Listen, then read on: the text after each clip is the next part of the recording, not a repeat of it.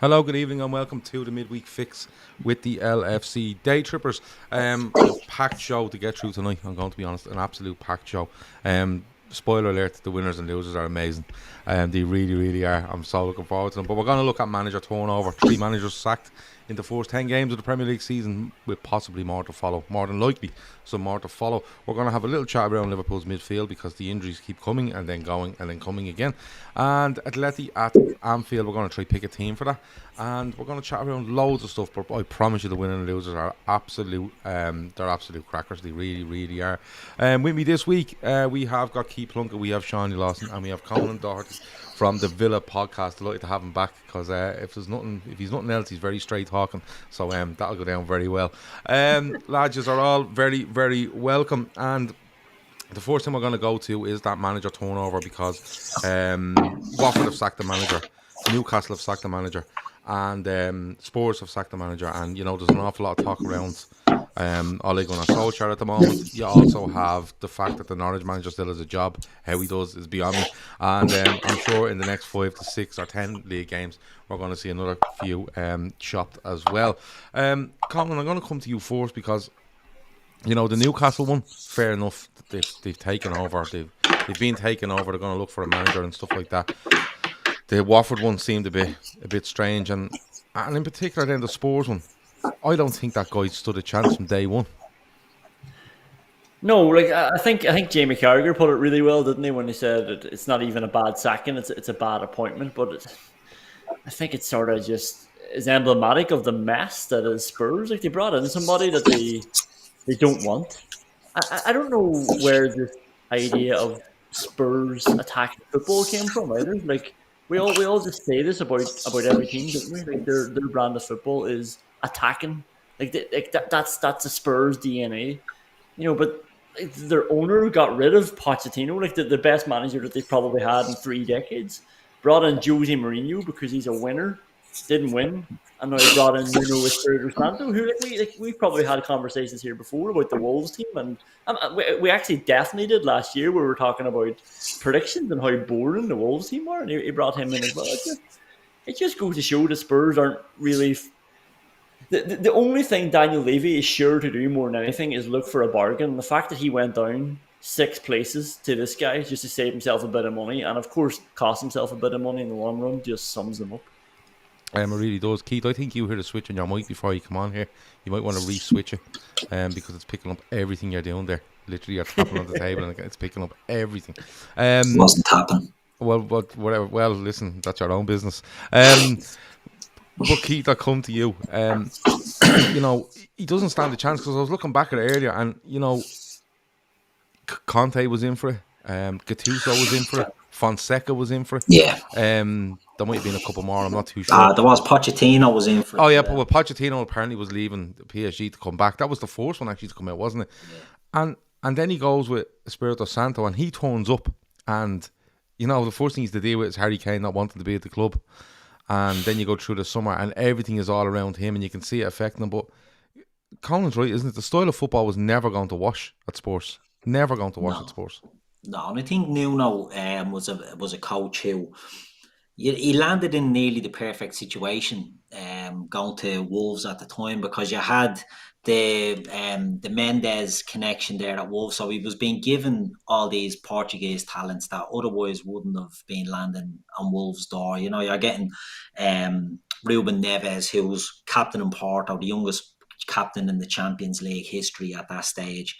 You've got João Moutinho, all these guys that would have been well out of reach of Wolves in general, and he got there, Portuguese, and he just sort of guided them, settled on a system, done well, low expectations. When you're at a club like Wolves, and I'm not just playing up the Conan here, but even like Villa are new promoted in the last few years, but they're one of the biggest clubs in England, and there is an expectation at a club like Villa, like Leeds. Wolves don't have that. And then you go to Spurs, and from the off, you're on the back foot because you're right. You're the 5th or 6th choice manager to go in there. You're the only one that seems willing to take it. And why are you the only one willing to take it? Why is no one else taking that job? So he was on to a bad start, no matter what happened. And then you throw in the Kane stuff, and there's discontent all over the place. The squad isn't happy. You've got even Kane there's murmurings of Kane being unsettled. Well, not murmurings of Kane. Sorry, Kane's coming out saying he's on his way. But then you've even Son, little murmurs of Son being unhappy, and you're like, what can you do there if you don't have the support, you don't have the players behind you from the start? You're never going to do it. The expectation was too high. 3 wins in the first 3 games, 3 scuttery 1-0s. Do you know what I mean? They bet City on the first day, was it? Yeah, Did we City on they the did. first day? Yeah. They weren't impressive. That's the thing. They were 3-1-0s, and you're looking at them and you're like, they're top of the league here, but they're not really impressing anybody. And I think it gave a false sense of security nearly for Nuno. And it just started to unravel. He played a system that at Wolves, he had a system at Wolves that was very specific, and he had the players to do it. And he goes to Spurs, and he never really stamped his authority on the team, in my opinion. And if you're not a big enough manager to go in and sort out Harry Kane under them circumstances, I don't think you have a chance. Now, they've gone for another manager who's the other end of the spectrum, and it'll be interesting to see what happens there. But I just think Nuno, from the very start, we said it in the summer, it was a desperate move. It was never the right move for either party, and it's turned out to be a bit of a disaster. Really hard. Seany, I think we all agreed that it wasn't a great appointment and he didn't stand much of a chance. But what's changed, Seany, with Spurs? Because Conte 4 months ago was approached. Nothing. Yeah, but this is what I'm saying. Something changed because he was approached 4 months ago, and the talk was that he wasn't committing to it because I presume money, because he loves his money to spend. Are Spurs come back to him and persuaded him by saying we will give you money? What do you think's gone on there? The biggest myth that perpetuates Conte is him wanting to go in there and demanding millions wherever he goes. It's actually the complete opposite of his style. Because I remember watching he done an interview with Thierry Henry when he took over Chelsea, and the first thing he asked for Chelsea was for to put a bed in the training ground for himself, because he was going to sleep there overnight and work on everything that he had there and coach the players that he had available to the best visibility. And you look what he does when he goes to Inter, and he's making, he brings Ashley Young over to Inter and plays Victor Moses wing back at Chelsea, and he goes on to win the league room.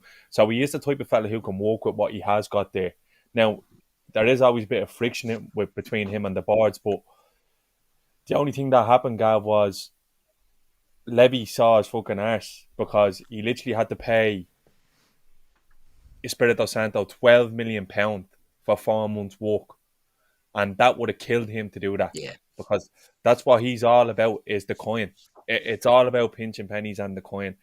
And nothing has changed, Gav. And the reason why I can tell you nothing has changed was because they signed Conte today on an 18-month deal. What's the story with that? With an option to extend. With an option to extend, me bollocks. Just give him the 3 out of 4 years. Even then, that way, it even makes it look like that you have some sort of belief that this fella is going to implement something over 3 or 4 years. What can any manager do over 18 months? Now, the first 6 months are right off, isn't it? Like he's not going to do Tuchel walks in and wins with Chelsea, right? Fair enough, but he literally stunk the gaff out. They nearly ended up outside the top 4 on the last day of the season, and this is the thing with football that people don't realise, is how fine the margins is between being a winner or deemed as a loser. You look at what's happened to Spurs 3 years ago. They're in the Champions League final. The perennial title challengers in England, they're pushing all the time under Pochettino. They lose that final, and it's shit or get off the pot for Spurs after that season. And what did they do? They did fuck all, and the team went stale, and they ran Poch out after 3 months of a season where he brings them to a Champions League final, closest they've ever been to winning anything. And to further what Conan says, this idea of Spurs playing attacking footballers and wanting winners in that team, they've never had winners in that team. Where's this entitlement come from? They've won fucking nothing. They've won one Carling Cup under Levy's tenure. So nothing has changed, Gav. It's pure scattergun by Tottenham. It's 100% scattergun. And I would not be at all surprised if Conte is gone come May. Because it seems to be that making it up as they go along. they literally interviewed Nuno was one of the first fellas. I was listening to it today on Talksport. Nuno was one of the first fellas that was interviewed for that Spurs job. He effectively ended up being 7th choice. They wouldn't pay Fonseca out because he had a clause to do with tax that gave him an exemption in Roma or wherever he managed beforehand. It's pure scattergun by Spurs. They've literally been burnt by every single bit of business that they did or didn't do in the summer, i.e., which I'll get on to later in my section with Harry Kane and then the managerial appointments. They're a fucking mess, Gav. They're an absolute mess. Only for the new shiny new stadium. They are in big bother. But I will say one thing. It's proactive from Levy, which he normally always is. And if you're looking at the table now, if Conte is as good as they say they are, and if some of these players are as good in the Spurs squad that people say they are, then they should be looking at top 4 because it's wide open. It's wide open. I watched United again tonight. They are muck. Leicester have been shy for large parts of this season. They're getting away with it, I think. And Arsenal are coming on. So there is a real... The door is open for 4th spot. And what would tell you that more than anything is that a lot of people have West Ham as favourites to nick that 4th spot. It's mad. Dylan O'Rourke says 18-month deal leaves drama in 6 months' time. And there's one here as well from Jonathan that I think is a great point. And I'm going to put it up on screen for you now when I start my fingers out and press the right buttons. It says, I think it's a desperate attempt by Levy to get into the Champions League this season. They're broke. They need that Champions League. And I think there's something to that because an 18-month deal with an option to extend, no one's telling us who has that option. Is it the club or is it the manager? And I think it's a case of we'll write this 6 months off or hope that you can get us in there. But I could see a situation where they don't make the Champions League, he stays and he has a rocky August, September, and he's gone. He's gone. And it reduces the amount of payment that's to be made to him. Conan, just last thing on this. Do you see him being a success of Spurs? Or is it a case of these players just literally down tools for the last year and it'll actually show them up if they start playing again?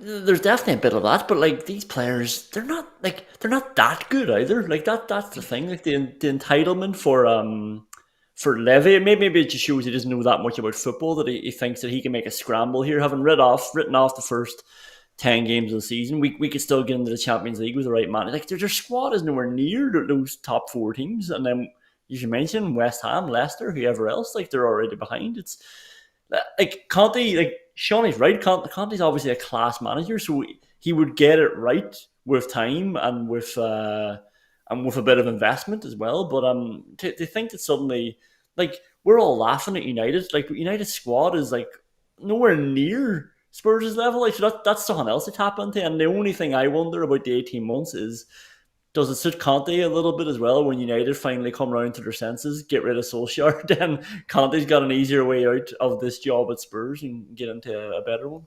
It's a mad one. Huge news coming from Dylan O'Rourke, Gaff. He says, moved house recently, lads, watching you in HD on a 64-inch telly. He said it's better than Babe Station. So there you go. If you'd said, Dylan, you should have told us earlier. We would have worn decent clothes. Yeah. But look, the stuff around managers going, just quickly. Before we move off Conte, another thing with Conte is he plays a certain system. So he's not going to go into Spurs and it's not going to be 4-4-2 or whatever, 4-3-3, whatever they used to playing. So he's going to implement everywhere he goes, he plays 3 at the back. Yeah.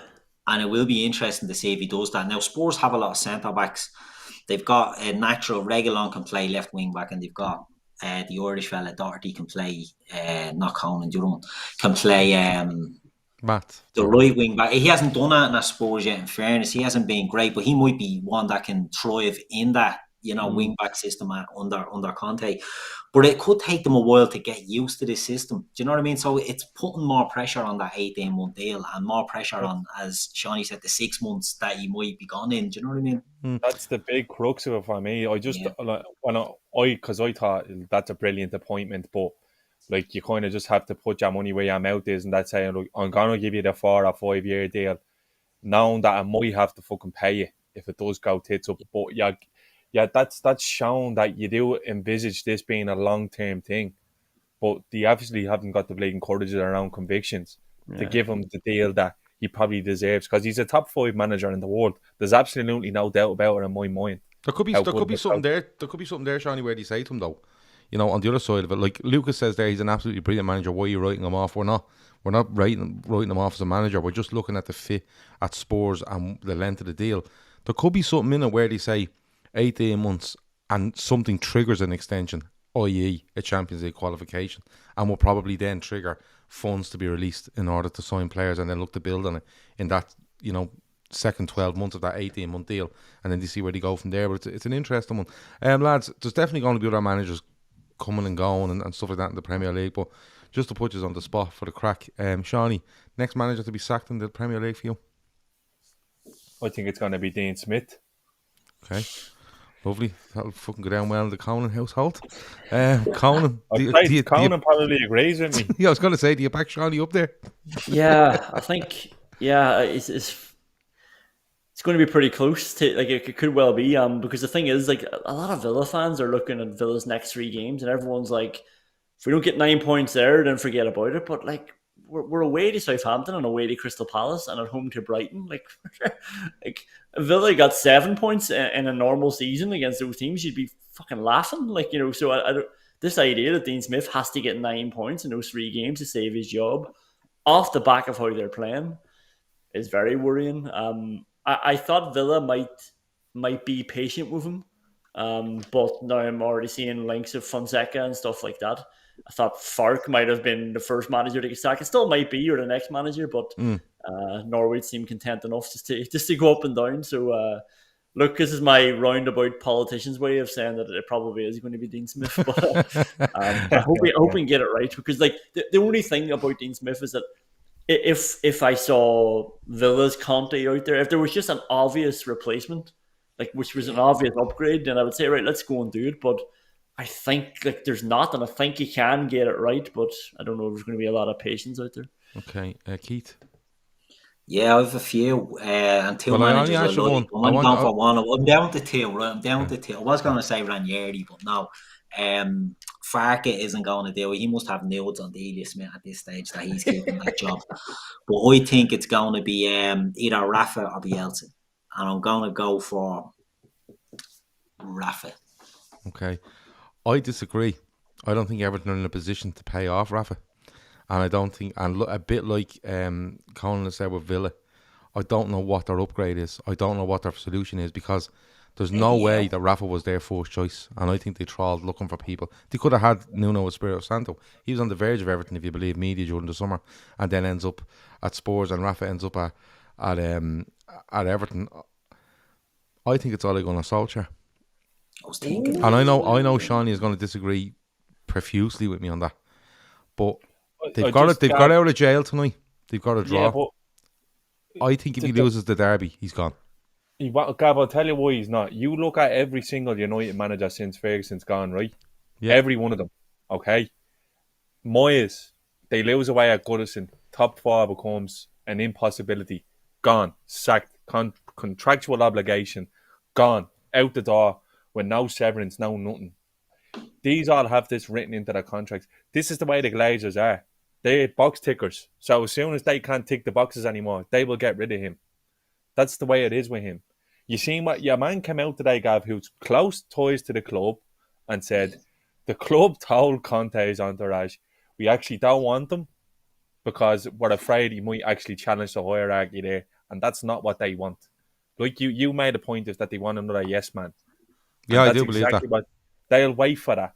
They won't sack Ole, Gav, because at the end of the day, the fans will never get toxic towards him because of what he's done for the club. It'll always be kind of, you can see the fans still sing his name, and when I mean fans, I mean Leeds fans, Liverpool fans, fucking every other fans are singing his name at the moment. But I don't think they go near them. And for the same thing with Farke, I don't think Farke is under any trouble at all, because I actually think that's their lot. Smith, he goes on gardening leave every time he gets up to the Premier League. They know he's going to hold on to him. Being paid. when he doesn't even get He paid. might be on the He doesn't. PUP payment, is he? It's like a football manager when you just click go on a holiday. Yeah. As soon as they get back up to the Premier League, he just goes on a holiday Yeah. for 9 months and says, "I'll be back in the Championship. I'll get you back up." She probably tells him, listen, we're in the Premier League now. You need to go to the doctor and get a note to say you have COVID. Long COVID, because you're not getting paid between fucking August and May because you're not worth it. But you can stay where you are.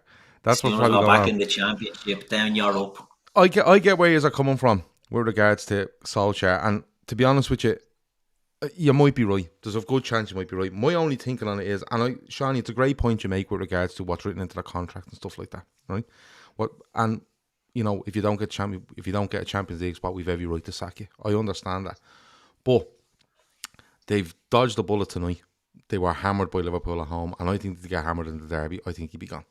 I think they'll have to look at the sway of the supporters. Now, I know what you were saying about yes man. The same what Conan said. Who are they going to get? I think Brendan Rodgers. I think Brendan Rodgers' name is written all over. Yeah. So Yes, Brendan man. Rodgers will do you think he'll jump before Christmas? United to Leicester? Yeah, 100%. If Brendan Rodgers was out and out offered the Arsenal, Spurs, Chelsea, United, Liverpool, City job, they wouldn't see him for dust at Leicester. I'm telling you that now. Brendan Rodgers is not like Brendan Rodgers had a job at Celtic where he could have went down as the best manager in their history, right? By winning 10 leagues in a row, and he would have done it if he'd have stayed there, right? And he walked away for Leicester City. Now I know it's a Premier League job, but he could have went down as the best manager they've ever seen at Celtic Park, which is a monstrous club with huge names in it. And he walked away. I promise you.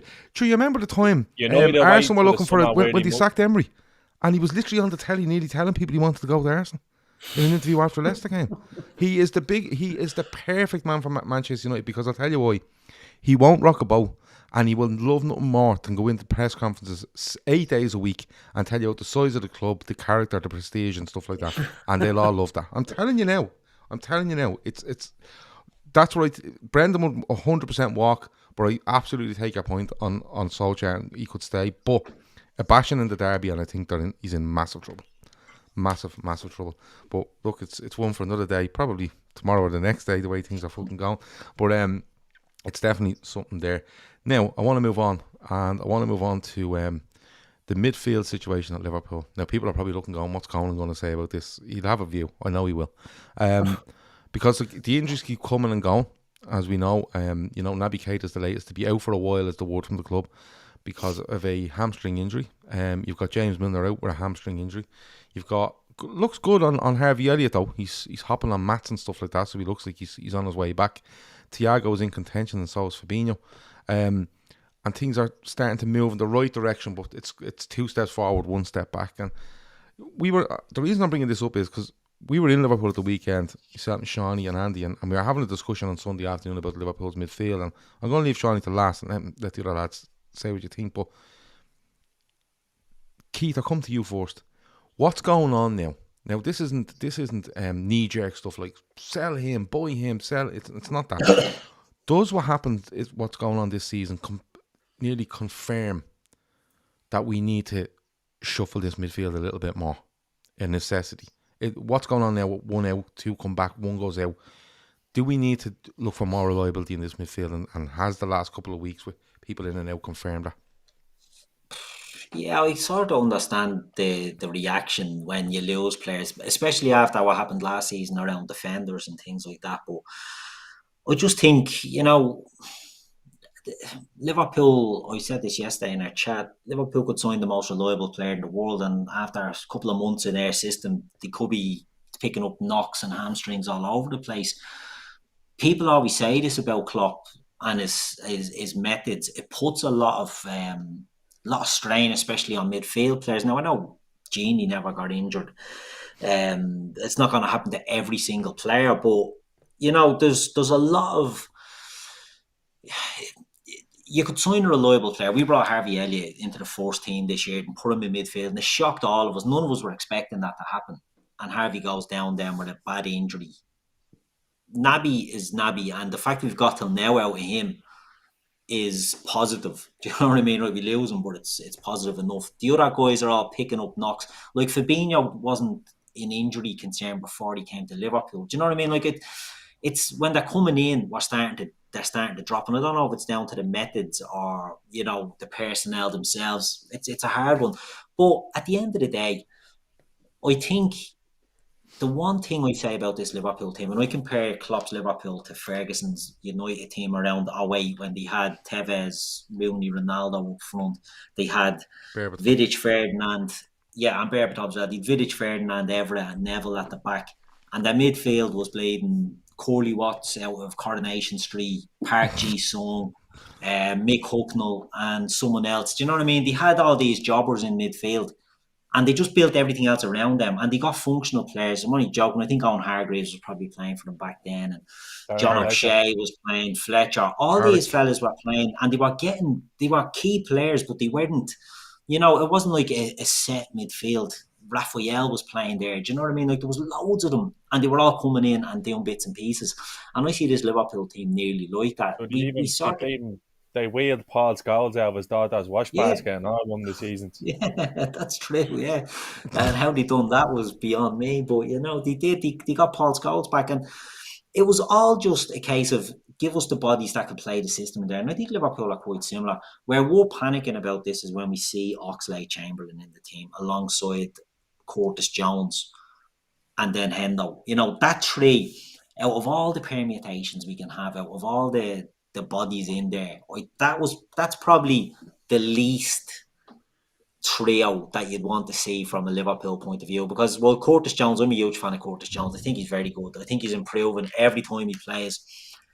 But when you have Oxlade-Chamberlain in there as well, I think there's too much getting asked to Curtis Jones in the games when Ox is there, because he's not able to do what he could do. And I think it just puts a strain on everyone else. I think if you get Fabinho back in there and Thiago back into contention, I think the midfield is fine. But do we need to get more reliable players? Possibly, but then you can never tell what happens with them. You know, they pick up a bad injury, or they pick up a strain, or they pick up this or that.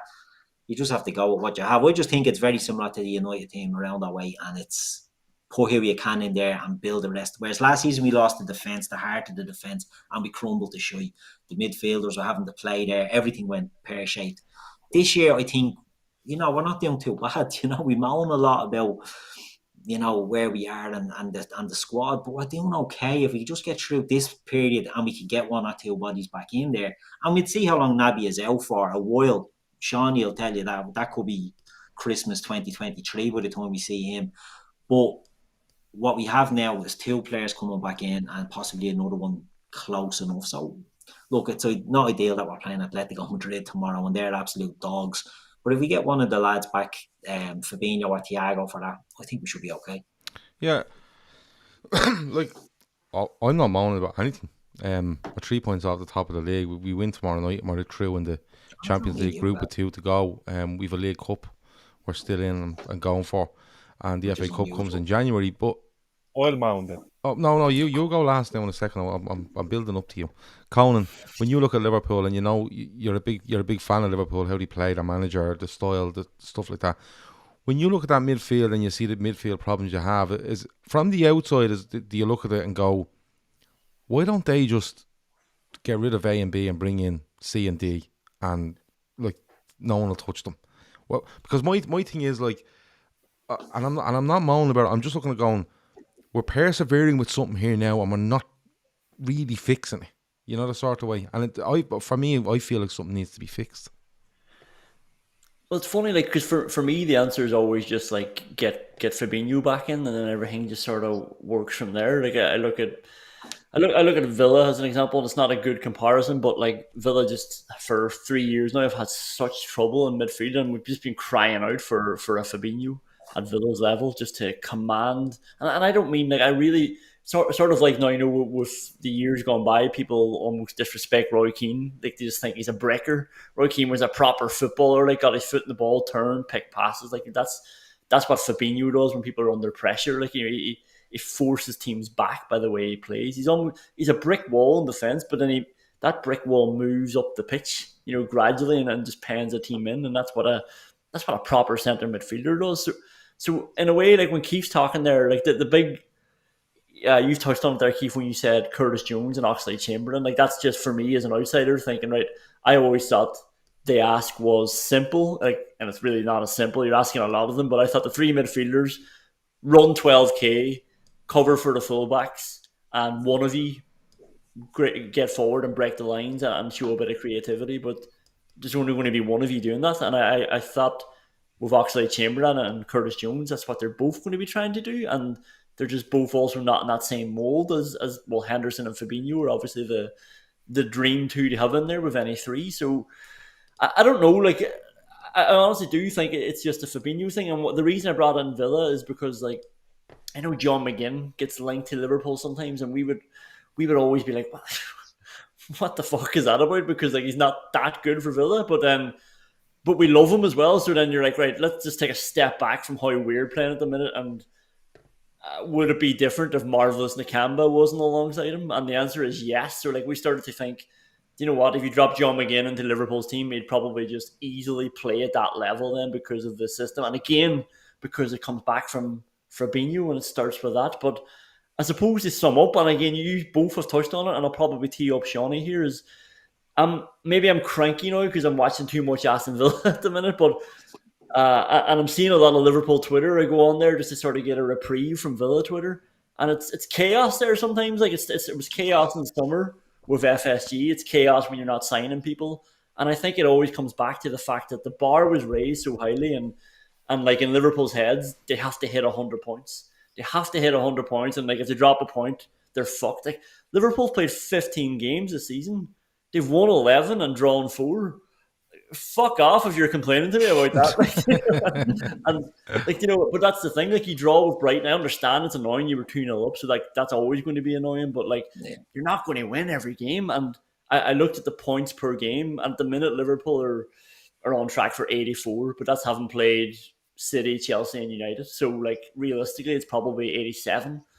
If Liverpool don't win the league of 87 points, then fuck the league. Like, you know, that's a good points tally that you should be aiming for every season anyway. And it's going to be something special that beats it. And so I would think that it's going well, but I assume Seany thinks the wheels are coming off somewhere along the way. Kieran Thorne with a super chat, he says people moaning about the midfield against Brighton, but the fact the backup midfielders have contributed in moments this season. Ox with assists, Keita with goals. They have contributed, and this isn't a performance-based thing I'm looking at. I'm just looking at the ins and outs and the consistent kind of he's out, the consistent kind of when's he back, and you know you get injuries and stuff like that. But this just seems to be a recurring theme, and I'm not like, listen, I said it at the start of the season. We have that squad. I think we win the league. I'm still on that boat, but it's just something that's in my mind is creeping in, going, this looks like it's compounding itself now constantly. Seany, the floor is yours. Gav, we did countless shows leading up to the season, and the big concern for everyone was 3 defenders coming back from long-term injuries. And I put my hand up on shows and said, I'm actually not worried at all about that, because with today's football, the way it's gone, these long-term injuries aren't half as bad as they used to be. They don't seem to be any reoccurrence. It's become less likely now in the game. And I did say that the midfield for me was an issue, because the fact of the matter is, and this can't be denied, we'd had, and I'm excluding Elliot from this because, as Keith said, that was sort of like finding a bleeding fiver in your jacket pocket after a few weeks being a night out. That was just something we didn't expect to happen. That happened, and you're like, oh, well, this is nice. So it was unfortunate that he got injured. But if you actually look at the makeup of our midfield, and I'm being honest here, right? Jordan Henderson, last 2 or 3 years, misses large chunks of the season. Fabinho, last 2 seasons, has missed large chunks of seasons. He has, no doubt about it. Even the 18-19 season. James Milner, he's 67 years old, completely understandable. That's going to happen with him, right? Utility player, that's grand. Thiago, throughout even his time at Bayern Munich, he was injury prone. He has been injury prone. He gets chopped down last year. He missed 3 months of the season. That can happen, impact injury. But another one for getting niggles in here and there. Naby Keita, where do I start? Since he's come into Liverpool, he's been a sick now, hospital bed. Oxlade-Chamberlain, another one who's been desperately unlucky with injuries. Now, I'm at the naming nearly every player in their midfield there, bar Curtis Jones, Gav, Yeah. that have been injury prone. All right. So we saw this in August, September, and then on top of that, you let Gini Wijnaldum go, a fella who played probably every minute of every season, looking for the last 2 years. Now, in fairness, looking at him now and playing for PSG, it's clear to see why they didn't give him a contract because he looks busted. All right, that's fair enough. So you need to look at it here, Gav. 5 out of those 7 players I mentioned have bad injury history. So how did the club not have the foresight to do a deal in the summer, whether it was getting one of the fuckers out or bringing someone else in who was durable? Because it's going to come back to bite us, Gav. Yeah. You're turning around saying we've won this amount of games and about 3 points off. Now, we've drawn 4 games out of the first 10 Premier League games. 3 of them at home. 1 of them away. Brentford away, we getting a ding dong because our midfield can't get a hold of the game. All right, that was what were we saying after that game? We need a Thiago in there today, someone like a Thiago to control the pace of that game. Where was he? He was fucking injured. Now players get injured, and that's fair enough. Saturday, what happened? We were at the game. Jordan Henderson plays centre mid on his own. Now you can't tell me you give Klopp any combination of players. The last fucking combination of 3 would have put in there was the 3 that we ended up with. There was absolutely no balance in midfield because we're being let down by players exactly who have been injury prone in past seasons. How have the recruitment team and the manager not have been the ruthless enough to get rid of one of the fuckers who's always on the fucking sideline and bring someone in that we needed? Because that will be the difference between us not winning and winning this title. I'm telling you now, draws kill title challenges. They do. We already have 4. Gav, you were saying we're only 3 points off the top. It doesn't make a difference. Chelsea have come to Anfield. Chelsea have gone to other players. Like, this is what I'm trying to say to you. Well, we're getting bitten again.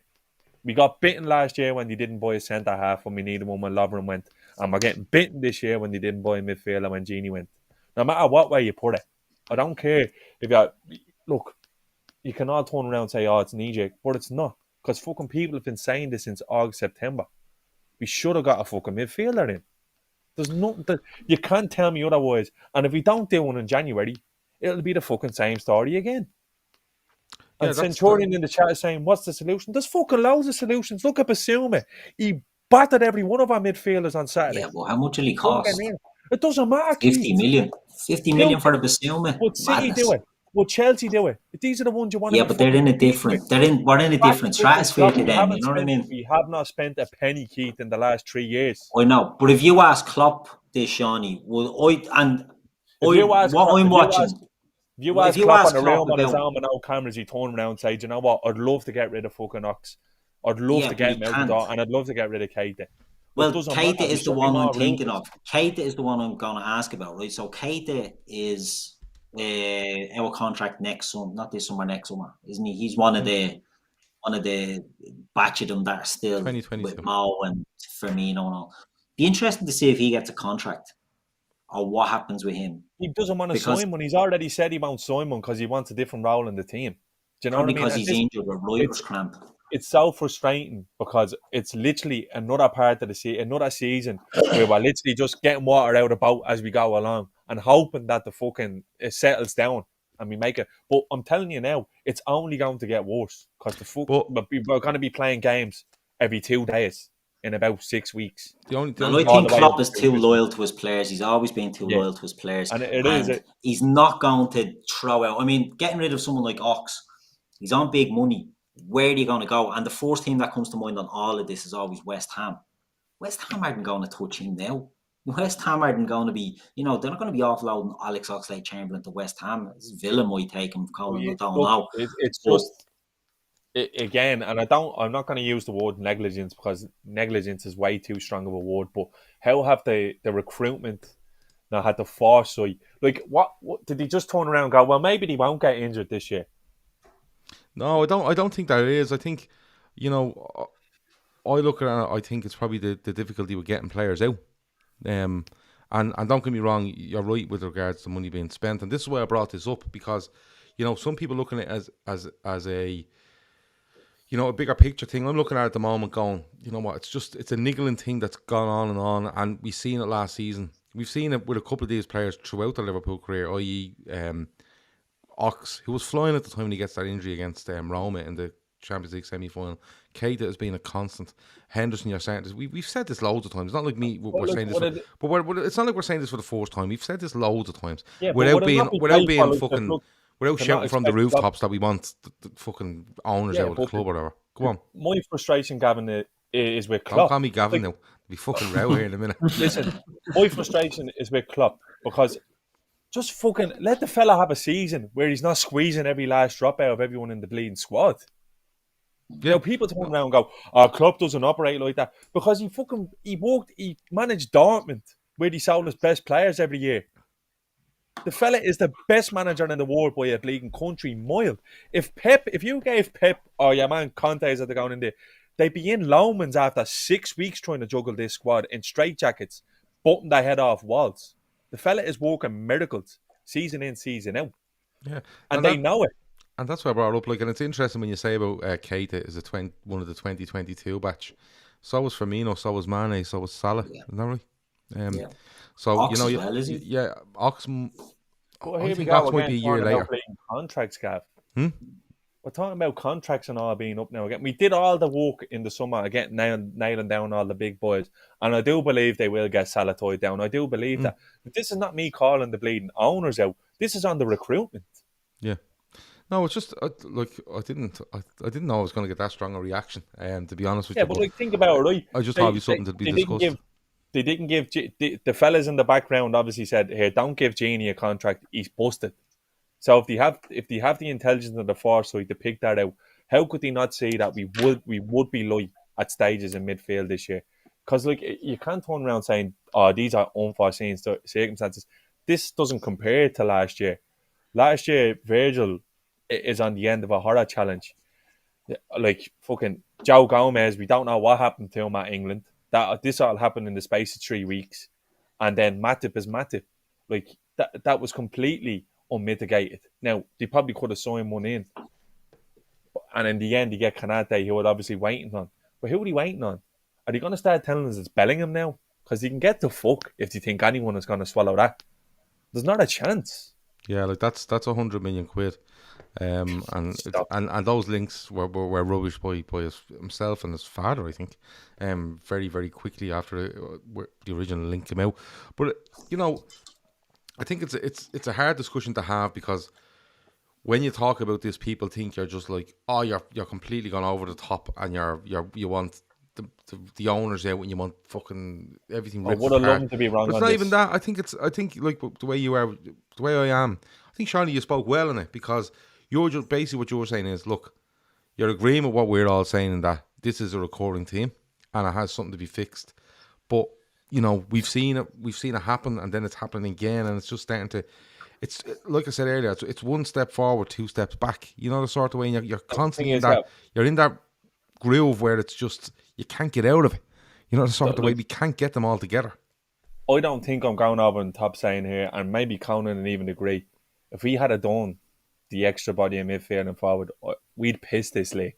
We would piss this league, because we have the best starting 11 in world football, as far as I'm concerned. Genuinely, we got 1 to 11 in our team, and it's unbelievable. But the drop off is huge past the 13, 14, 15. Chelsea have effectively 2 teams now, same as City.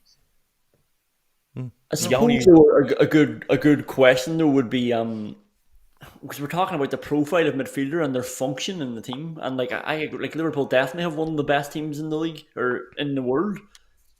But is it worth, like, if you were genuinely sort of part of that discussion of buying a player or spending the money and having all those, like, I completely get that, like, you saw with foresight all these players because they have injury problems, but it is a big list of players as well, and to sort of bring in one of those players, it might be, or somebody to replace one of them, it would cost a lot of money, right?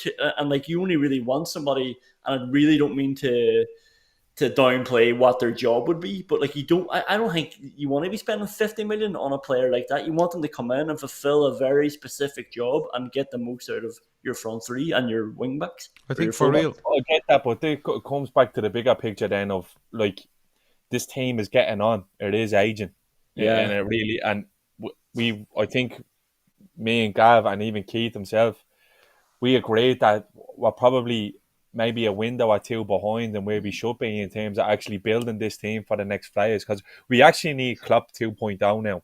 We need Klopp's next, like the stat popped up with Atletico away that it was the oldest team in the competition that was fielded that match day.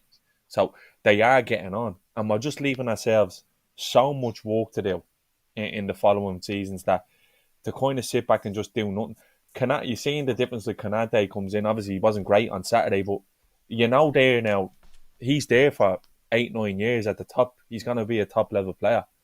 We should be starting to see that now progressing through the team, because we haven't actually done that. And that's my worry, that Klopp actually hasn't got that long left. I think he's up in 2024. Mm-hmm.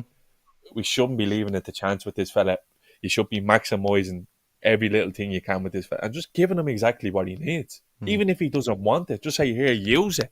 Because I tell you what, if he had to sign a midfielder and bleeding this summer, he would have been getting games now. People turn around and say, oh, he won't get games in the team. Where is he going to play? He's not going to want to play. You heard even Tony today turn around going, I'll make myself the main man. If players are good enough, they'll back themselves to go in there and get the job. Don't look at Jota. So it shouldn't be these excuses that, are they going to find it hard for a fella to come in and want it to be 4th, 5th choice? They don't see it like that. They see it as a challenge. Yeah, and like for real says there, he reckons Elliott's injury changed it all. People say you can't rely on a young lad, but he would have remained a regular without that freak injury. 100% he would have. And, the freak injuries I don't mind. They just happen, like I don't even count the Thiago one away or everything because, well, it happened and it was horrendous. But I don't count that as he's unreliable. For me, he's had one injury since he's come to Liverpool. For me, all right? But it's the other stuff that just ticks over and you're firefighting all the time. And I think, I watched that game on Saturday and I just couldn't get over how bad the midfield were. And then when I looked at the makeup of it, Henderson was just going ballistic for the whole game because the two of the lads are attacking-minded players that were really needed defensively. If they were on point defensively, like you lads have said, bring Fabinho back in. He just comes in and says, you don't fucking go anywhere until I tell you. And, it basically would have been that. You go nowhere until I tell you. And then when we win the ball, you do what you like. But you would get back in. And it was just so open. And it was just, it kind of encapsulated for me the firefighting that goes on a little bit. And this isn't me going blah, blah, blah, blah, blah. It's not. It's just something that was in my head since Saturday. And I just wanted to talk to you about it. And it was a brilliant discussion. So well done to everybody. I forgot. Oh, I have. There you go. Well done to everybody on that. That was amazing. Well done. I just wanted to use a sound effect, that. But look, the season so far, because we're rapidly running out of time. I just want to pick I want you to pick a team each, and I want you to go on the basis of they've really impressed me, they've really been shit, or like who even are they? Because they're so middle of the road, it's untrue, right? So, Keith, I'm going to come to you first. The league so far, I'm just going to pop the league table up on the screen there for you. So you have Chelsea, Liverpool, City and West Ham hold the top 4. United just behind. Arsenal coming up on the rails, I suppose. Then you have Wolves, Brighton, Spurs, Everton, Leicester, Brentford, Palace, and Southampton right in mid-table, proper mid-table. Then you have Villa, Watford, Leeds, Burnley, Newcastle, Norwich on the bottom. Out of all those, Keith, just quickly pick me a team that's been really impressive, really appalling, or just so average that you're nearly forgetting they're in the league. Okay, impressive. It's easy to go for West Ham, but I'm not. No. I just want you to pick one of impressive, average, or thing. Right, well, yeah, okay. It's hard. I mean, Norwich are bleeding dirt, aren't they? But I'm gonna go for Wolves as the most impressive because I didn't realise they were 7th in the league. That's shocking me. West Ham are 4th, and it should be them. But I sort of expected them to build on last season, whereas I thought Wolves would have fell off a cliff when the great Nuno left, and they haven't. So Wolves surprised me. Okay. Conan? Yeah, like West Ham is the obvious answer, but mostly because it's fresh in my mind. They got spanked by them, but coming up to that game, like we knew that was going to happen. Like it was just West Ham are at that level now where it was like fuck, like they're stronger than us, they're bigger, they're way more streetwise. They're going to have a field day with us. We knew their midfield was going to dominate, and the depressing thing is every single one of those things came to play. So West Ham are just at that level now where they're just a cut above everybody else, like the middle pack. Yeah, okay. Seany, good, bad, or indifferent? I'm going to go with good. I'm going to say Palace. Palace have really, really, really impressed me at times this year. Mostly because of the era. Like, I've watched them a few times now. I watched them at home to Spurs. I watched them away to Arsenal where they're really unlucky. Every game I've watched them play, I can literally see the style of play. I can see the same patterns of play throughout the team. And some individuals have been really good. Conor Gallagher, special mention to him. I think it was one that I didn't expect to go well. I thought he would have been one who was out by Christmas because I know little or nothing about him as a coach. But I think they've drawn 6 of their games. Yeah. It turns out he's a really apt coach. And I think they will get better under him as well. They made some good signs. I think Edward, if he didn't bleed and stop playing for Celtic 6 months before the end of his time there, he would have been at a far better side than he was now. But I've been impressed by Palace, and even with that tifo in the stand last week against Newcastle, so they get a thumbs up for that. Indifferent. I'm going to keep the positivity going because there's no point in talking about Norwich or Burnley. So I'm going to go with Brighton and Hove Albion. I think they have a proper manager on their hands. A really, really, really proper manager on their hands. The way he handles himself. Do you know what impressed me the most? He came out with a quote last week, and I think it might be you, Sean, you were talking to me about, and he said Salah isn't world class, he's out of this world class. And then he brought his side to Anfield, and they could have been 3-0 down after 30 minutes, but they stuck at it and they improved and improved and improved. And not only improved, but seeing Liverpool's frailties in midfield and actually carried out a plan to hurt them. And we spoke about Brighton. I think they hit the post or the bar the most times last year, and the biggest XG in the league last year, and they couldn't score goals. And they needed a striker, and they didn't seem to look like they went and solved that. But you're seeing players starting to chip in a bit more from the wide areas. He's got them playing in a way where their wide men are getting a lot more chances now as well. And I think to see them where they are after last season, I think is unbelievable. And they'll be very lucky to hold on to him in the next 18 months, in my opinion. Very, very lucky. And something you said to me earlier, Conan, or said to us all, we were all here, we all heard it. And you said, I don't know what the natural upgrade is. He's your upgrade on Dean Smith for me. I think the style of player or the style of manager he is, the way he gets teams playing, and the players that you have at Villa, I think he'd be exceptional for Aston Villa. I was listening to Conan's pod earlier, so I'm looking forward to this. I don't want to jump ahead, Gav, right? But I had Graham Potter down as the biggest winner this week. Well, we can go into winners and losers. So who's your winner is Graham Potter, so let's go there. Yeah, but a lot of it was sarcastic, right? Like, no, I want okay, are we going to have a row? Do I need to go and get cans? I want for the record, like, I completely respect Graham Potter. I think he is a class manager. I think he's brilliant. I think Dean Smith's a really good manager as well. But just in the short term, like I know they got a good result against Liverpool, but they haven't won in 6 games. Like, so it does fascinate me. Like, these people, like they get into the public psyche, and then when things aren't going well for other clubs like Villa, it's like they have a look around and it's like, right, get me Graham Potter. Again, he's doing a good job. That's the last time I'll qualify that, but like Brighton have spent money as well, the same way Villa have. Like they've had a net spend of 200 million in their first 3 years in the Premier League. Now Potter's been in now for a year extra than that, but like they have spent. Like that's what you have to do to stay in the Premier League. And I think they are better. I think they're more stable. But Chris Hughton had them 16th and 17th. Potter's had them 15th and 17th. I think so. It's not that big a leap that he's taken them onto, not yet anyway. And again, like we know he's a good manager and stuff like that, but I think he's the biggest winner because even though I think it's going all right for him. I don't think it's going exceptionally well, and it's like your stock goes up when you're not as big a focal point in the conscious of everybody. Like it's like when Tim Howard's playing with Everton compared to Tim Howard playing with United. We're not watching him every week. We're not detailing every single pass or every time he goes up for a corner. We just assume that he's doing well, but once he's in the big time, then you really get the spotlight on him. And I think a bit of that's happening with Graham Potter at the minute. Like, so even though it's ticking along nicely, even though he's still doing a good job because he's a good manager, I think he has just leapt about 10 places above where you're telling me he's a complete upgrade on Dean Smith, and he's linked with a Spurs job and the Newcastle job, and I assume like if we're going to keep talking about Liverpool contingency plans, and he might well be, but like Graham Potter will eventually come into the conversation if we were a year down the line. So he's the biggest winner for me this weekend because yet again they didn't win, but yet again he has won.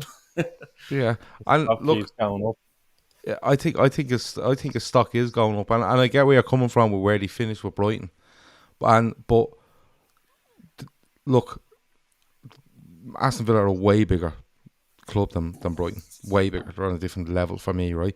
But I think when I look at Graham Potter and not only the job he's done this season, I think the job he's done last season and the way he's tried to get them playing football, and he's kind of nurtured this team into playing that way, and he comes with a big, fairly big coaching reputation. What I mean by it is, if he jumps Brighton from 15th or 17th, wherever he finished last season, and he puts them 8th in this year, I think because of this, and I know the money that's being spent, and I get all that, because of the size of the club and the players he can attract, regardless, because you just pay more money as a Premier League club anyway. I think if he went into Villa, I think they've better players. I think they've a better structure. I think they're a bigger club. They've more expectation. But I think his style of football at Villa will go down really, really well. And I would look at Villa as probably, at the moment, in around 10th in the Premier League would be my level of Villa. I think he could push them right into a European spot. I genuinely do. And it might never happen, but I think he'd have a great chance if he moved to a bigger club. But he's your winner of the week. Who's your loser of the week? My loser of the week is Daniel Levy. Yeah, so he's gotten his man. It's a good appointment, but I think there's just some bollocks around Daniel Levy where he's this shrewd operator. Like, and we keep getting told, especially by Sky fucking Sports, that Daniel Levy is just like, he's great with his money, like, and he's tough and he drives a hard bargain.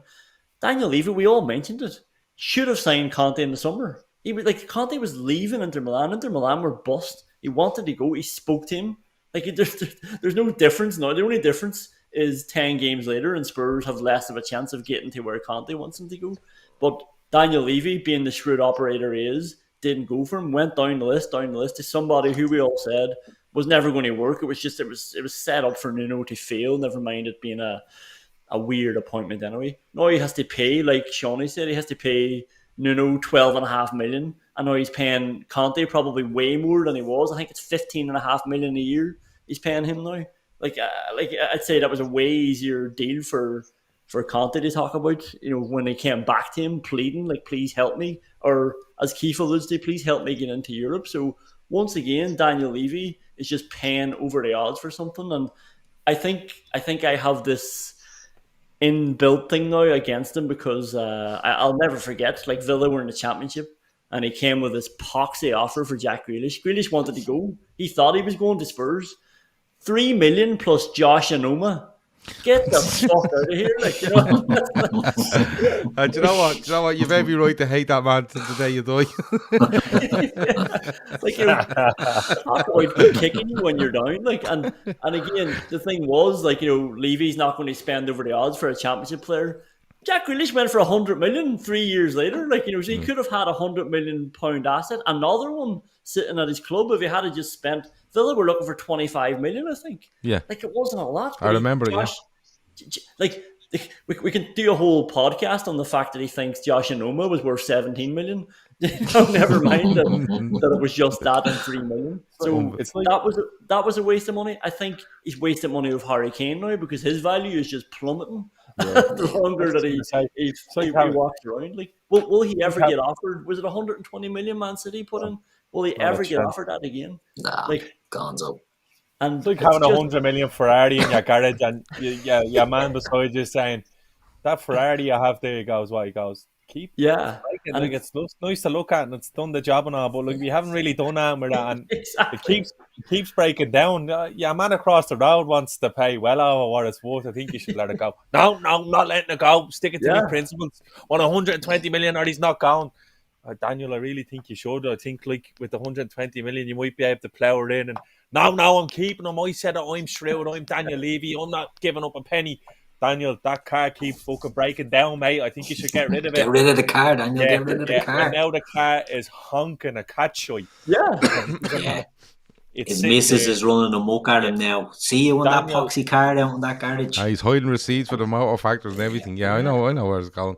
The best thing Daniel Levy has done the last 12 months is fucking pay Eddie Hearn to let Bleeding Usyk punch the head off fucking Anthony Joshua in the centre circle because everything else has gone to pot around him. But that's Honestly, God, it's all predicated on Daniel Levy just wanting Spurs to be in that element as well, like, you know, just be in the big time, like, and be show business, and because they're a London club, because they've got a lovely stadium, it is pushed by Sky and probably the national media as well, like, where they're so desperate for Spurs to be an elite club too, and that's where we get all that bullshit then about the Spurs style of football. Spurs change their manager every 18 months. Like, what is their style of football? Like, and the amount of players they come through, the only managers won a trophy with him is Juan de Ramos. Was he playing the Spurs style of football? Like, and nobody harps back to Juan de Ramos' days. So. The Spurs way comes from Huddle and then remember our dealers Jimmy had like Greaves. 6 up front. I've seen that Ricky Villa going more times than I see me bleeding down brothers, for Jesus' sake. Yeah. But that's you're right, like that, and there is, and it couldn't, like, you hear of an Arsenal way. The Arsenal way killed Arsenal for 15 years. It really has. But I think that's a good loser. So I'm got a point for Conan there, and I'll give you 2 points for Potter, right? Is that okay?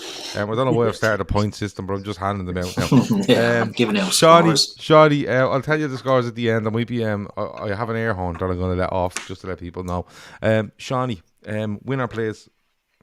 I'm going to go with Arteta, Gav, and Arsenal, because we were talking about this manager merry-go-round and how easy it is for clubs to kind of get rid of managers now and just try again and just keep throwing money on it, because that's actually what Arsenal have done. They've spent an awful lot of money, and I remember in the summer when they signed the 4 or 5 players that they signed, going, what's going on here? Arsenal had to spend 150 million, and they're literally no better now than they were before they spent a penny. And then I watched the thing with your man Edu, and he came out and said, look, we were wrong. We signed players like Willian against Arteta's will, and we got him out and we'll liver it. And Arteta basically came out in the first game of the season and said, all of these players that I'm at to bringing in now, these are my players and this is my team. And there was a bit of a pile-on at the start of the season when they literally had a mishmash of a back five and a lot of their players are missing. But every time I watch them now, they're getting better. They're getting much better. Every player he's brought in, you can see they're fit for purpose. Ramsdale has been brilliant. Now, I know we're all saying, I laughed at the idea of him signing, and it's kind of like, just kind of waiting for him to shit himself, like, at some stage. But he's been absolutely brilliant. Ben White beside Gabriel and Tommy Yasu, they look brilliant together. Tommy Yasu was a great signing for them. Yeah, they just look solid as a unit. You can see that they're well coached. You can see that Arsenal are well coached. And that's the big thing. You have Smith Rowe coming in, who's one of the most exciting young players in England. They do well to get Odegaard back. They've got Partey in there. I just really see, for the first time now in a long time, what Arsenal trying to do, and a little bit of perseverance with Arteta. And he's done well. And one thing I like about Arteta is, you see with some of these coaches, for example, Ole talking about Tyson Fury getting up after an 8 count last week. Brendan Rodgers going on there? Brendan Rodgers towards the back end of his time at Liverpool. When the pressure's on, you see the fakes by a mile. They talk an abhorrent amount of shite. Arteta never did. He always took blame. He always took responsibility. He never came out with that and stupid or daft. You always felt like, well, he's being honest, and you see him with him.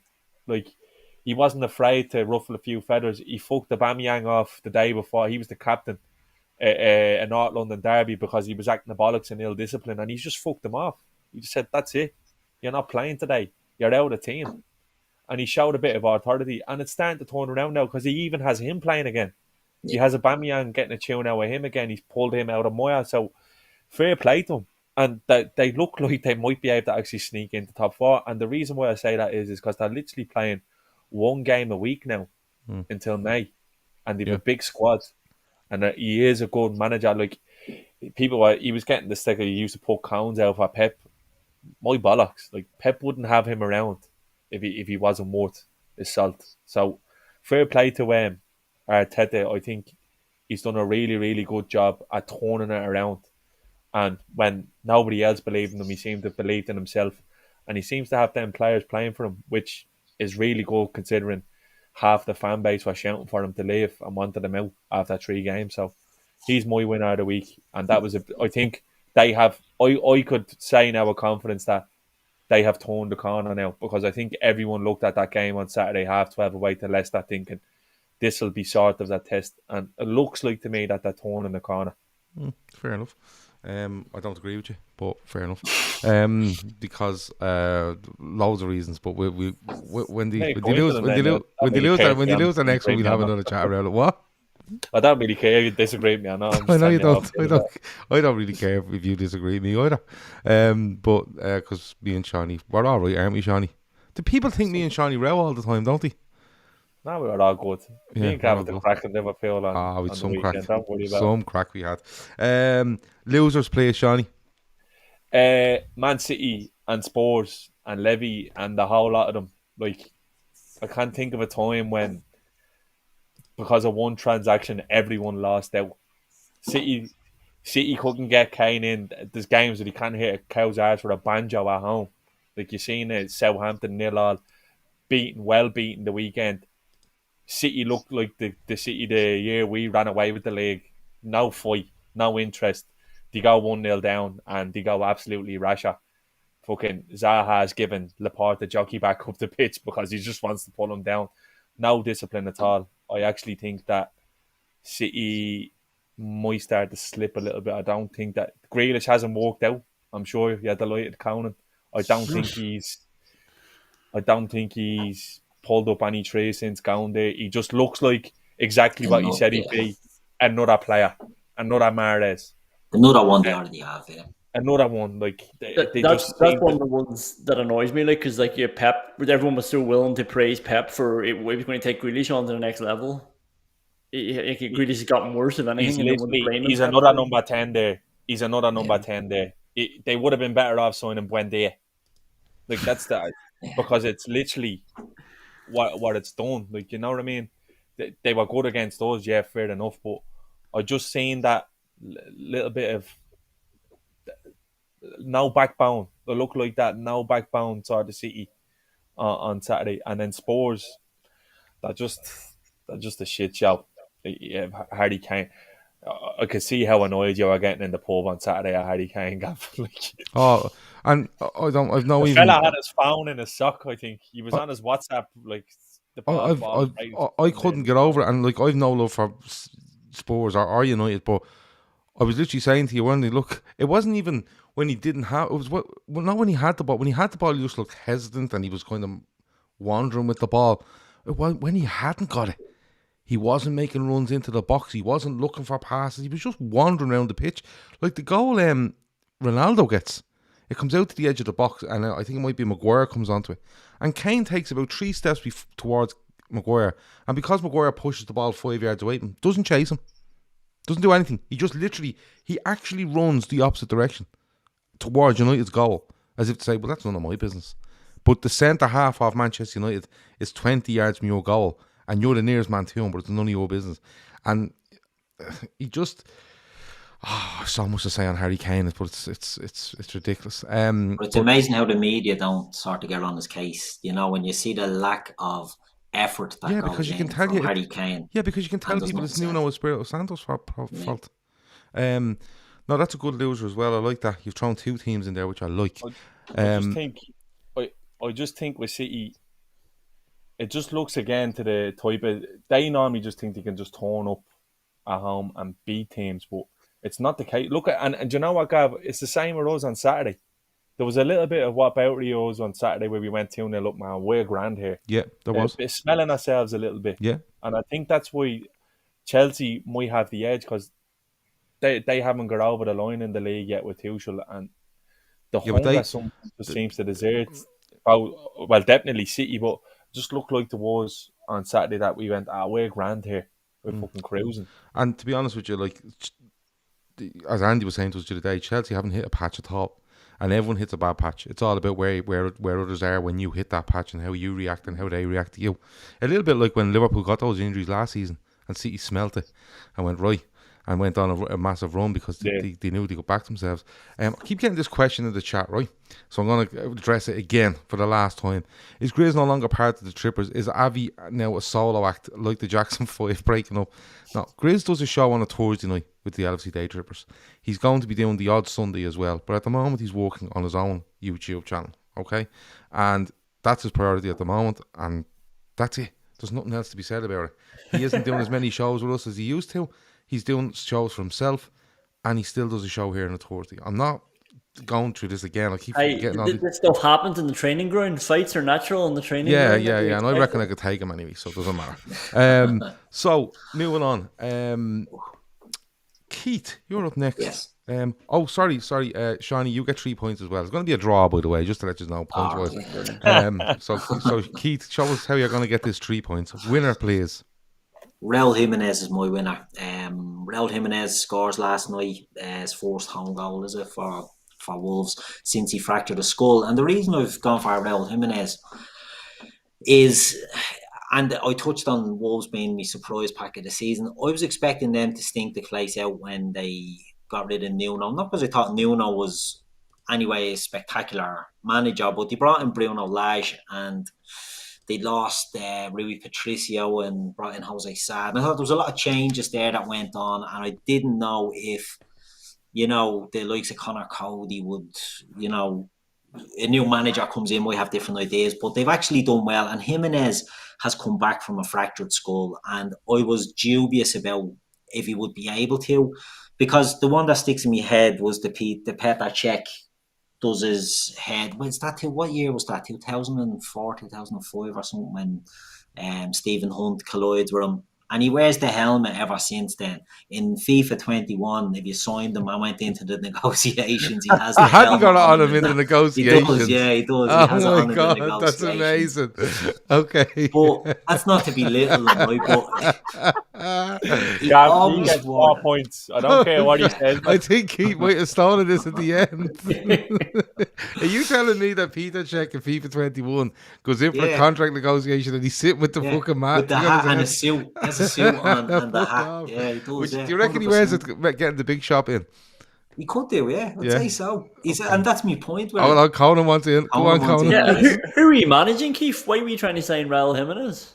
I know, I was trying to sign Petr Cech. No, I actually seen it. Sign him for a water polo team, and he's seen the little hat on him. Yeah, that's it, exactly. No, he'll get a picture of that. He does. He wears the hat and win the negotiations on FIFA. But and that's the sort of thing was, ever since that happened to Petr Cech, he always had to wear the hat. Now I know different injuries, different level of injuries, that happens, and especially around the head.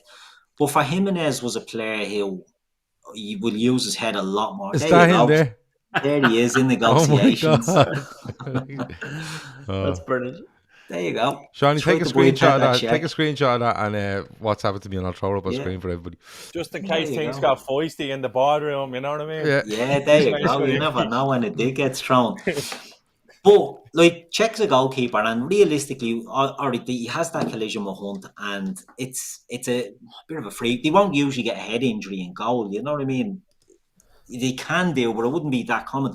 Whereas Jimenez is centre forward, and he was a centre forward that sort of uses his head, and he'd be up in challenges and things like that. And to see him back playing, I didn't think I would see him back. I thought he might have, recovered, and he would have got a token sort of League Cup appearance for Wolves, and then would have sort of moved back to back to Portugal and back to Mexico then down the line. And it's just great to see that he's back playing, and he looks sharp as well. He's got a few goals this season, and he does look like he has improved. Not improved, but that he's got back to a good level that he's on.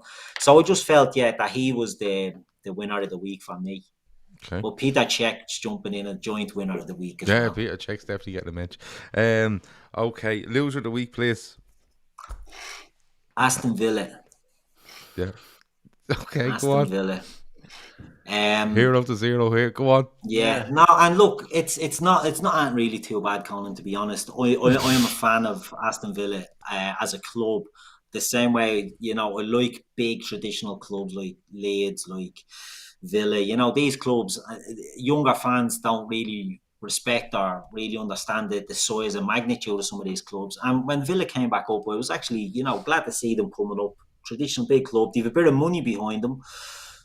And they've a manager in Dean Smith who I like because, when he was at Brentford, it's similar to Graham Potter in a way that he's not your typical English manager, And even though he looks like he could be a Sean Dyche or a Steve Bruce type character, he is actually more of a thinker than some of these traditional English managers. So I thought they were improving, they done well last season, and I thought they'd push on this year.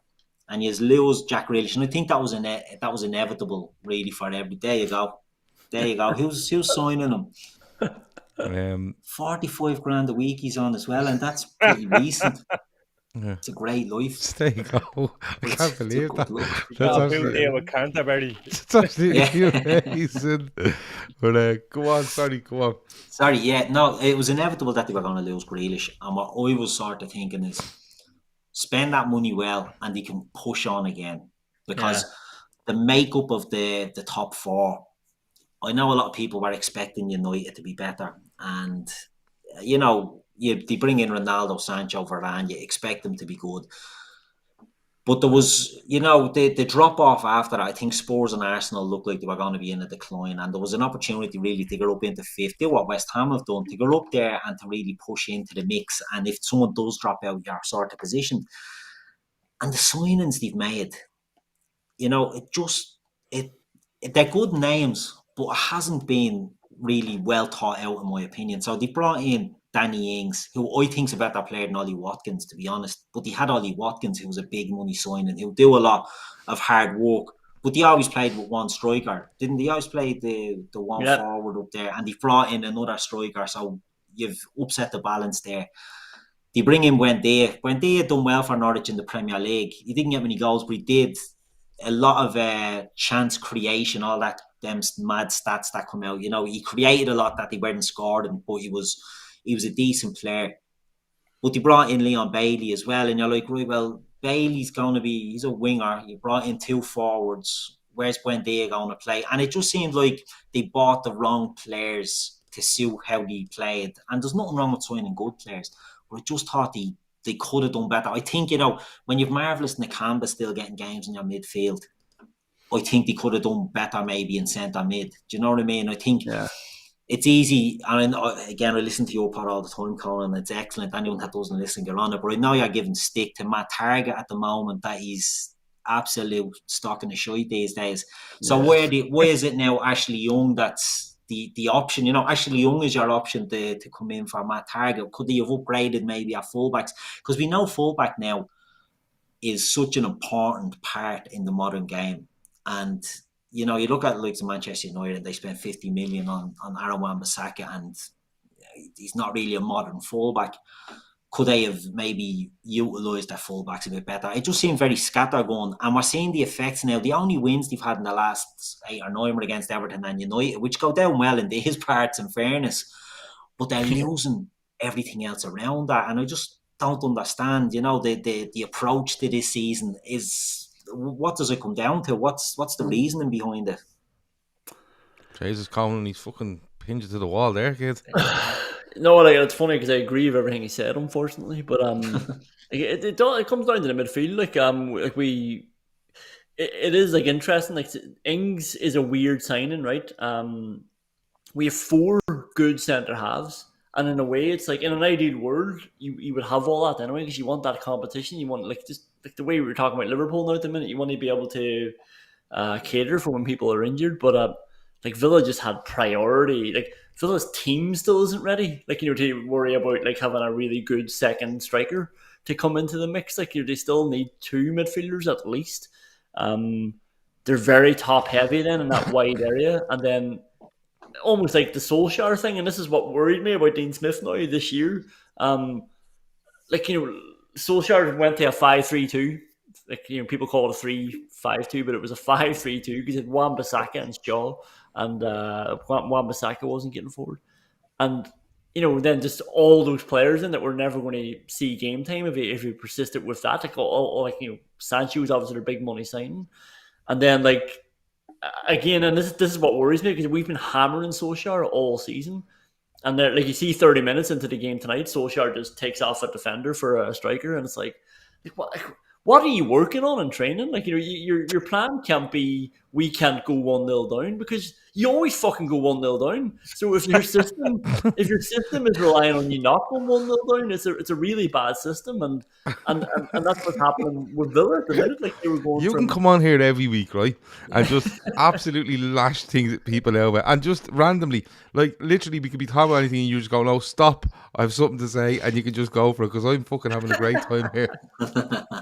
It's only when Villa are going badly, but yeah, and like that's it. Like Villa's team aren't good enough. Dean Smith went all in on Jack Grealish, right, and that made sense because he had a player who was way better than everybody else. And like I know, like, everybody was right in hindsight. For me, like I thought Grealish would definitely have stayed this year. I think I was on here in the summer arguing with Jamie, saying, "Nah, he'll be here for another year." I thought he would have given it another year.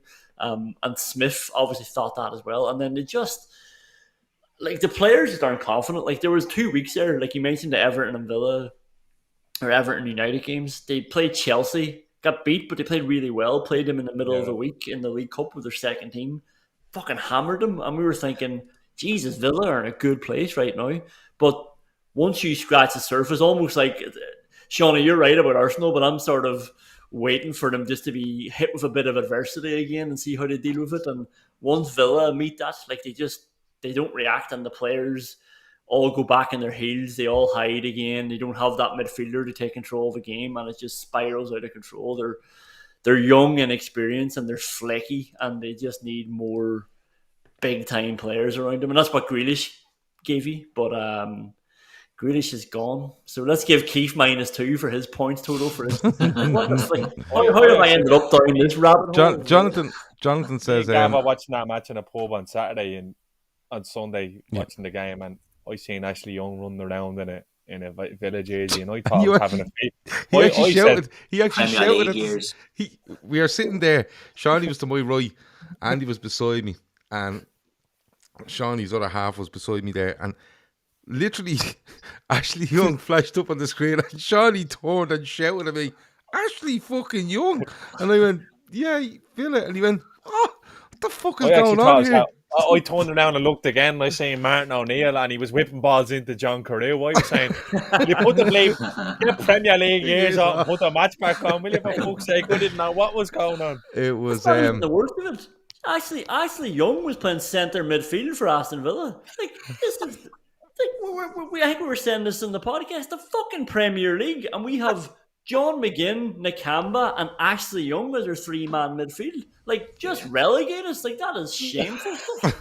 We think we have problems. But no, listen, Villa have got a good outing there, and I think they'll be all right. They're missing innings. They're definitely missing innings. They should be more than all right, though. Like, I think the fans should expect. I hate the entitlement culture in football these days, but I think Villa fans should be in the same kind of boat as the Newcastle fans, where look, they are a fucking big club. They should be expecting more. You know what I mean? They should be looking at getting into Europe and being like a Leicester and being like those other clubs, like a West Ham, because they deserve it. The fans deserve it. Ultimately, they do. and they have got money there in behind. They just need to sort out the fucking recruitment. Yeah. Well, Jonathan says that Conan enjoys a rant about Pep too, which is very enjoyable. And Kevin Ball backs it up by saying, "This Villa fan is hilarious. Get him on more, lads. He's welcome any week. He's first name on the team sheet when he's available. Because I just love the way Conan just takes no shit The and just Ashley Young of the Daytrippers. absolutely fucking lamps into people. I love it. So that's all. That's everybody there. Right. My winner of the week, and I'm going to do this quick because we're running out of time. My winner of the week is Patrick Vieira. I felt very sorry for him at the Emirates a couple of weeks ago when Arsenal snatched a 2-2 draw, and they shouldn't have.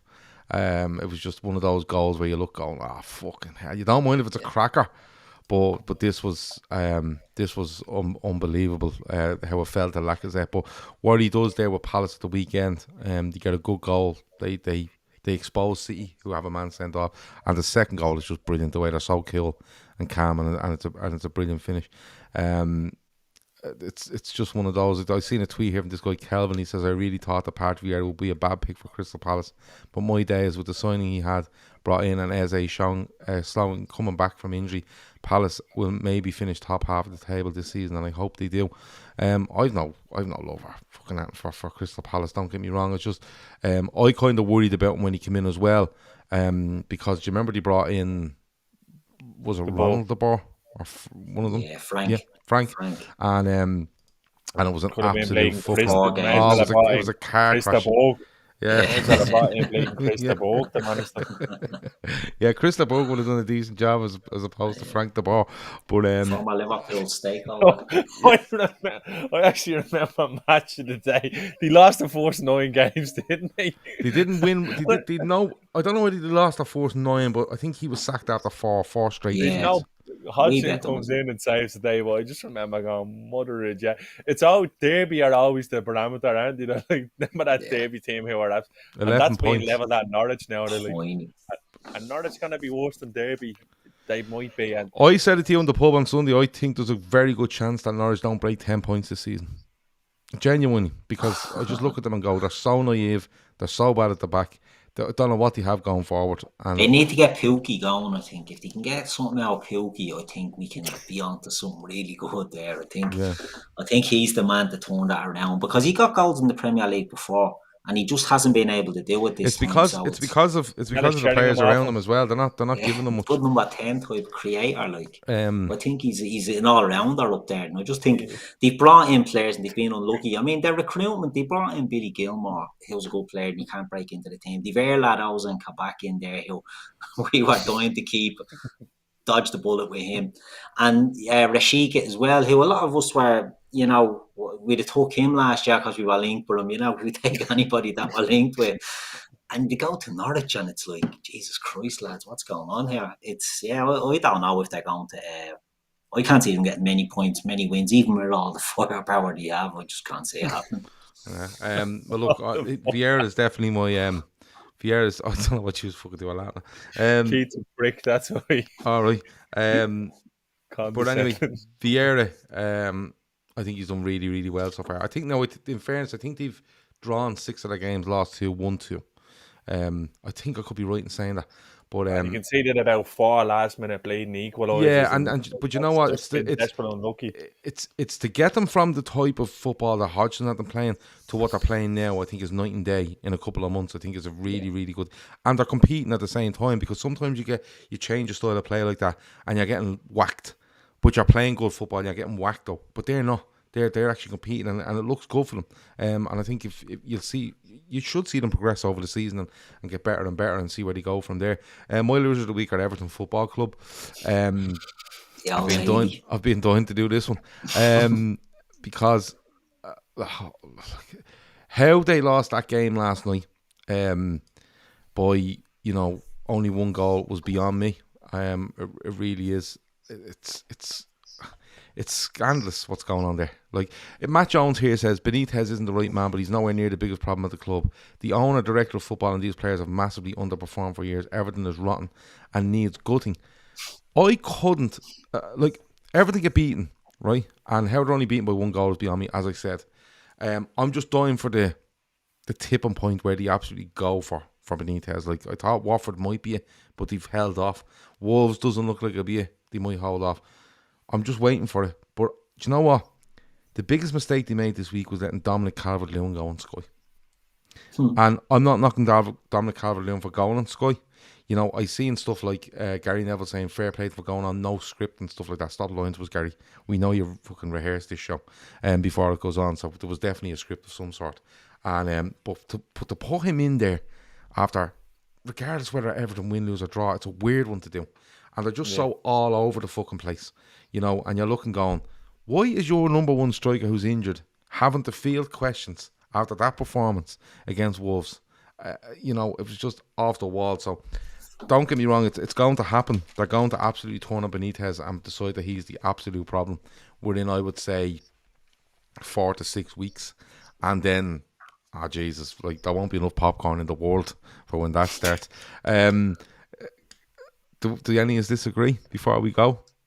No, I couldn't believe it was 15 minutes before the game, to do their pre-match interview on the pitch, and Benitez was talking about the January transfer window before the match. Was he? Yeah, couldn't get over it. Like, and of course, like Dave Jones, we all didn't pick it up because they were like, "Oh, we got Dominic Calvert-Lewin here. Let's ask him about when he was 6 years old on trial somewhere." Like, it was just like, I get that he wants money and he's going to start playing that game and maybe start going for time, but like, I thought he was a bit shrewder than that. Like, you know, it's like they were just asking him about injuries and the team sheet or whatever, and he just said, like, we'll do what we can here. We've got players coming back, and we'll see what we can do in the January transfer window. And I thought, oh my Christ, like, you know, get inside and get over to a tactics board or something. Like, you know, worry about that during the week. Start telling Dave Jones at full time that he's at the writing down and out on his sideline, the pad saying, order Christmas turkey for next week will be done quick.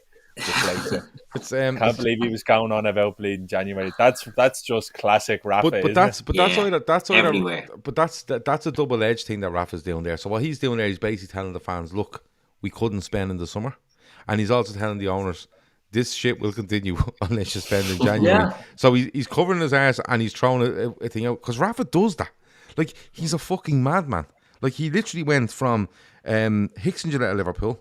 Right, he goes off and he does Real Madrid when they're an absolute basket case. He does Inter Milan, and then the top roll off, and you don't think he has enough. Come back and live in Kirby or wherever you're living, right, and relax. Right, he says, "No, do you know what I'll do? I'll give Newcastle a ring and see what the fuck's going on up there." And he goes up and he perseveres with that lunatic up there.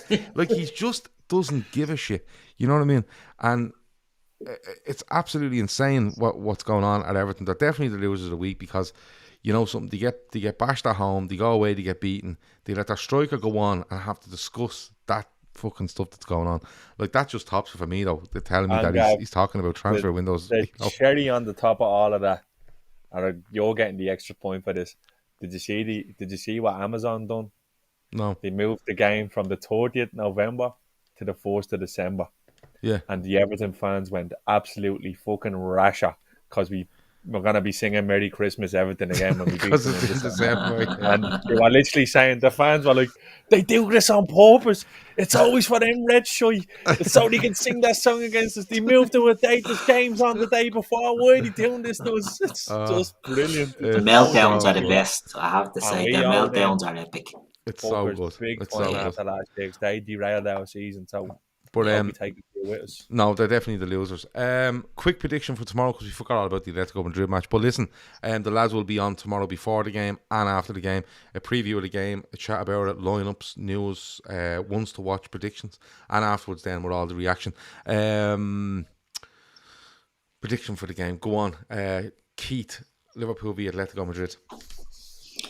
2-2. Good stuff, Conan. Oh, for fuck's sake, I thought I was coming in with a really clever 2-2. Like, yeah, you can have it.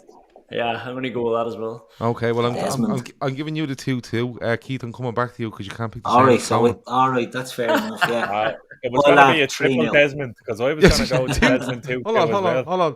2-2. Conan, what do you want? 2-2. Keith, I'm coming back to you. All right, then 3-0. 3-0. You're definitely not thinking about this, aren't you? No? You're not giving it any thought. The first two numbers come into your head and you just shout them at me. I like it. Implosion by Atletico. 3-0. Shawnee, give us a thing. You can't have 2-2 and you can't have 3-0. 1-1. 1-1. Okay. 3-1 to Liverpool is the correct score. Just to let people know. Spoiler alert. Kevin Sullivan says a 3-2 win. Ahmed Parma has 2-2. Kevin Ball has 2-0 win if Thiago and Fabinho play. That's about it. Or just the reminiscing about goals now. Oh, the Jones goal in January, the Origi 90 plus 6 minute win at the 5-2, hilarious game. The Mane one. The best thing about the Mane one is not the goal. It's Liverpool are bashing everything at Goodison 2016-17. Maybe the following season, I'm not too sure. Years mean nothing to me now. And the board goes up, I think it goes up for 8 minutes. And you can hear the groan around Goodison going, for fuck's sake. They know what's coming. And Sturridge just wanders across the pitch, hits a terrible shot that comes out the post, and Mane is all over it. So yeah, that's probably still my favourite over the Origi one. It probably is. But anyway, that is all the predictions and stuff. Rest of the week, as I said, we're covering the match tomorrow. Carnage on Thursday. Sports Unplugged on Friday. Nothing on Saturday. 3 shows on Sunday. And then we'll be back into the start of the week, which is a international break. Fuck off. Yeah, so we've loads of quizzes and loads of drafts and stuff like that where we have loads of fun for a week while the Liverpool lads are off playing for their countries. Don't forget Sienna Steps. Please don't forget Sienna Steps. She is heading off to New York, I think this time next week. She's heading off to New York, and we wish her all the best. She is going to pass the 120k, but if you want to donate, the link is in the description, and you can donate to Sienna, and we're going to be absolutely thrilled when we get past that, which we will. The new show, the new channel, Man on Football show, link is in the description. Please subscribe, because that's going to be a proper laugh about football from all over the world. Keith is going to educate us on loads of stuff. Sean is going to educate us on loads of stuff. I'm going to drink cans and be educated while having a good time doing it. But we're going to have guests on. We're going to have interviews. We're going to talk about football from all over the world, and we're going to have a good time doing it. The main thing is having a good time. So please, please, please go and subscribe to that new channel, which is in the description as well. And we're hoping next week to bring you out a show from the new channel, just to let you know what we're going to do and get suggestions off you as well. Conan, your podcast that we all love, tell them where they can find it before we get out of here. I think you've heard enough Villa today, but but your podcast is Villa, but it's fucking great. It's at the absolutely same. brilliant. Yeah, it's brilliant. I love it. Cheers, lads. We're actually, I've sort of time coded it now, so it's called the Villa Podcast, and there's a section called Questions We Can't Answer, so that'll take you straight to the general stuff if you want to get through all the Villa stuff to start off with. So it's time coded in the description as well. So yeah, if you want to come, and we're usually slagging Harry Maguire and Solskjaer, so it's Liverpool people seem to like it. do you ever like, I've listened to a few. Do you ever have guests on? Or is it just no, we actually one time we had somebody from the Anfield rap. Sorry, they're good lads. It was very early on. I don't know what it was for. I think they had done something around Dublin, some billboard campaign or whatever. Oh, that's right. Yeah, the Champions billboard.